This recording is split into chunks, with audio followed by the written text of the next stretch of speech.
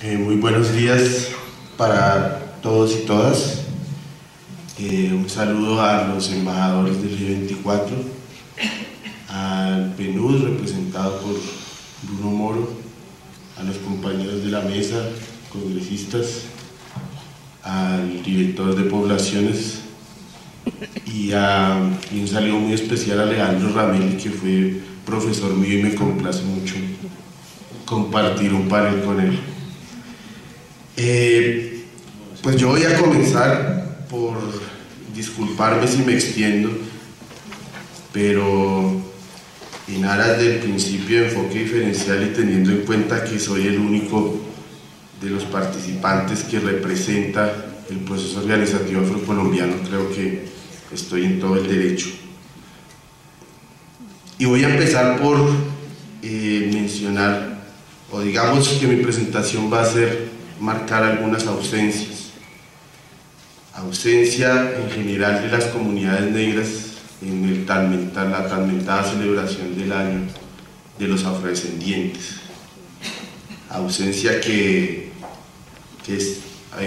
expone con claridad meridiana también Arnoldo Palacio en sus novelas, de la mano del cual conocí al Chocó por primera vez, y su ausencia, esa fenomenología del hambre y del abandono. Primero, la ausencia en el auditorio, al principio muy notoria. Afortunadamente han ido llegando algunos compañeros afrodescendientes, pero como lo mencionaban al principio, hay una ausencia que se debe principalmente a las amenazas que se ciernen sobre la población desplazada, sobre la población víctima y en general sobre las comunidades afrodescendientes. Una ausencia muy notoria y muy sentida para mí de quien debería estar aquí, que es la presidenta de nuestra organización de Afrodes, de la Asociación Nacional de Afrocolombianos Desplazados, Luz Marina Becerra, quien optó por el exilio frente a las presiones y amenazas y se suma como la tercera presidenta de nuestra organización que toma ese camino, la tercera presidenta que no logra cumplir con su mandato. Una ausencia que lamentablemente también se dio en la constituyente, en la Constitución del 91. Ustedes sabrán que no hubo ningún constituyente que representara a las comunidades afrocolombianas, y que solo por la actitud de algunos compañeros indígenas se incluyó ya hacia el final de las discusiones de la constituyente, por allá en el artículo transitorio 55, un mandato que obligaba al gobierno a, dentro de los 2 años siguientes a la expedición de la Constitución, expedir una ley para comunidades negras donde se reconociera la actitud, entre otras, la territorialidad y la autoridad de las comunidades afrocolombianas. Otra ausencia que debemos destacar es la ausencia de las garantías al derecho de participación y la garantía del derecho a la vida y la integridad. Garantías, como Bruno Moro del PNUD lo sabe, esa ausencia fueron muy marcadas en la última mesa temática de garantías, justamente cuando se le comunicó al gobierno que el proceso de garantías iba a ser suspendido indefinidamente precisamente por la falta de garantías, y en donde se le expuso al gobierno en presencia del ministro Germán Vargas Lleras la gran amenaza y la creciente violación de derechos humanos que viven nuestras comunidades, líderes y lideresas, sobre todo en los últimos 14 años. De esa mesa de garantías, aunque se confirmó la suspensión del proceso, el gobierno se comprometió con nosotros a implementar medidas urgentes con respecto a unos casos muy puntuales que llevamos que requerían medidas urgentes porque estaban, según nuestra evaluación, en el mismo riesgo que Ana Fabricia, que lamentablemente fue asesinada, y no sé qué entienden por medidas urgentes, porque eso sucedió hace un mes y hasta ahora no ha pasado nada. Una ausencia muy notoria para nosotros en la actividad del gobierno frente al cumplimiento de órdenes constitucionales. El Auto 05 cumple ya más de 2 años sin que haya un cumplimiento de ninguna clase por parte del gobierno, sobre todo en cabeza del Ministerio del Interior. Yo personalmente asumí hace unos meses la consultoría, una consultoría dentro de la Comisión de Seguimiento a la Política Pública sobre Desplazamiento, en donde se me encargaba la evaluación de los informes de cumplimiento del Auto 05, y tengo que adelantarles que en las 6 órdenes principales el estado de cosas es de incumplimiento por parte del gobierno nacional, de unas órdenes que ya todas están vencidas, o sea, están en mora de cumplirse, que si se hubieran cumplido o si hubiera la voluntad de cumplirse, otro sería el escenario en el que se debatiría el decreto ley para AFROS, porque gran parte de las necesidades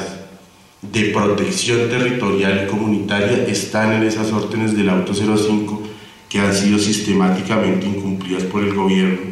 que tan solo anunció ese día también de la Mesa de Garantías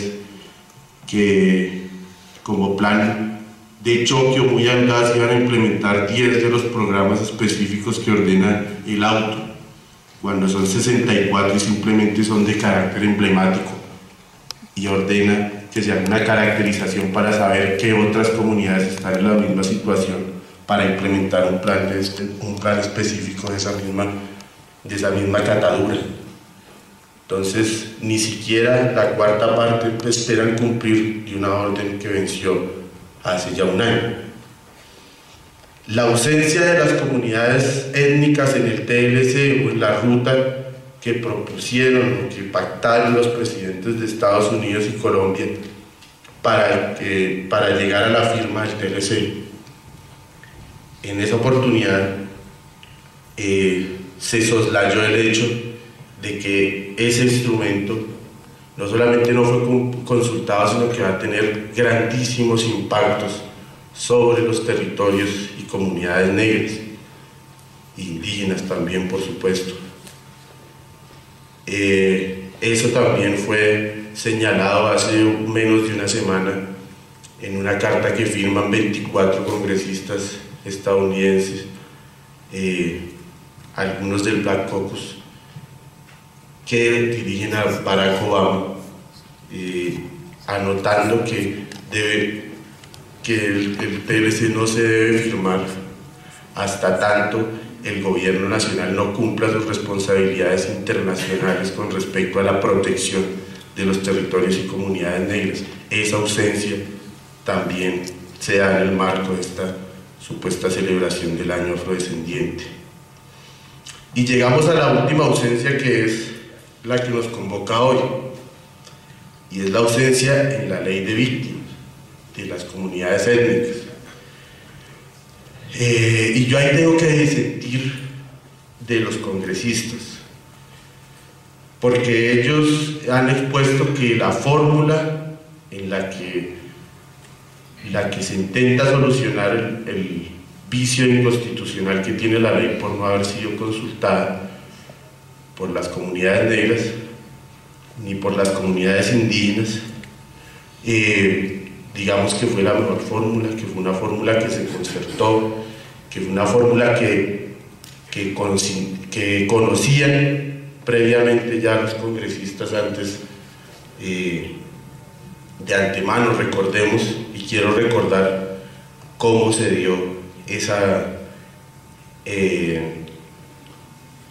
posibilidad.